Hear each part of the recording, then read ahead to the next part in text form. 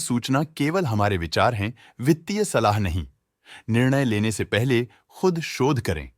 किसी भी लाभ या हानि के लिए हम उत्तरदायी नहीं हैं। अपार इंडस्ट्रीज ने अपने नई शेयर होल्डिंग रिपोर्ट्स रिलीज की हैं, जो फाइनेंशियल ईयर के क्वार्टर और पहले हाफ को कवर करता है, जो सितंबर 2024 के 30 तक चलता है। ये रिपोर्ट कंपनी के शेयर्स की डिटेल्ड जानकारी देता है, जिसमें promoters, promoter groups, foreign investors, public investors और सरकारी एंटिटीज शामिल हैं।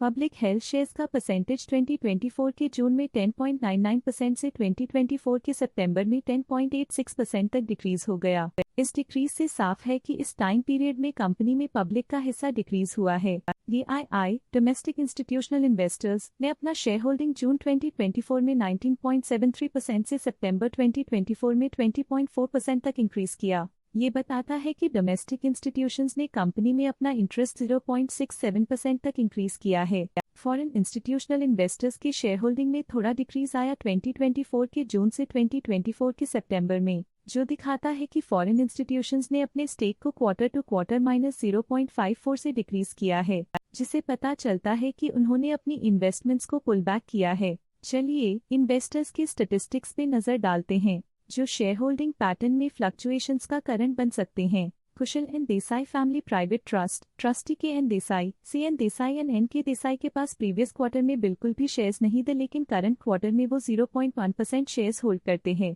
Chaitanya N Desai family private trust trustee CN Desai K N Desai and JC Desai के पास प्रीवियस क्वार्टर में बिल्कुल भी शेयर्स नहीं थे, लेकिन करंट क्वार्टर में वो 0.1% शेयर्स होल्ड करते हैं। ट्रस्ट ने हाई स्टेक होल्डिंग एक्सपीरियंस करते हुए स्टेक होल्डिंग में 0.03% इंक्रीज देखा गया। लेटेस्ट क्वार्टर में म्यूचुअल फंड स्लैश ने स्टेक होल्डिंग में इंक्रीज देखा, जिसमें 0.78% का अपटेक देखा गया। DSP फ्लेक्सी कैप फंड ने अपने हिस्से को पिछले क्वार्टर में 2.26% से डिक्रीज करके 1.8% पे ले आए हैं। ये कंसेक्यूटिव क्वार्टर्स में -0.46% स्टेक्स डिफरेंस दिखाता है। लेटेस्ट क्वार्टर में HSBC स्मॉल कैप फंड ने स्टेक होल्डिंग में इंक्रीज देखा, जिसमें 0.04% का अपटेक देखा गया। लेटेस्ट क्वार्टर में Nippon life India trustee limited ने स्टेक होल्डिंग में इंक्रीज देखा, जिसमें 0.06% का अपटेक देखा गया। लेटेस्ट क्वार्टर में HDFC ट्रस्टी कंपनी लिमिटेड ने स्टेक होल्डिंग में इंक्रीज देखा, जिसमें 0.09% का अपटेक देखा गया। लेटेस्ट क्वार्टर में axis mutual fund trustee limited ने स्टेक होल्डिंग में इंक्रीज देखा, जिसमें 0.77% का अपटिक देखा गया। ऑल्टरनेट इन्वेस्टमेंट फंड्स ने अपने हिस्से को पिछले क्वार्टर में 1.75% से डिक्रीज करके 1.65% पे ले आए हैं। ये कंसेक्यूटिव क्वार्टर्स में -0.1% स्टेक्स डिफरेंस दिखाता है। Motilal Oswal large and mid cap fund current quarter में 1.2% शेयर्स के साथ कंपनी में एंटर किया, जबकि प्रीवियस क्वार्टर में उनके पास 0% शेयर्स थे।